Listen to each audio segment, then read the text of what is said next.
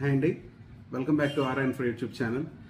Present మీ ముందుకి నేను జైకేతనం ప్రాజెక్ట్ గురించి చెప్దామని వచ్చానండి. జైకేతనం ప్రాజెక్ట్ ఆల్రెడీ మీకు గత వీడియోలో చెప్పినట్టుగా మనకి హైవే ఫేసింగ్ ఉంది.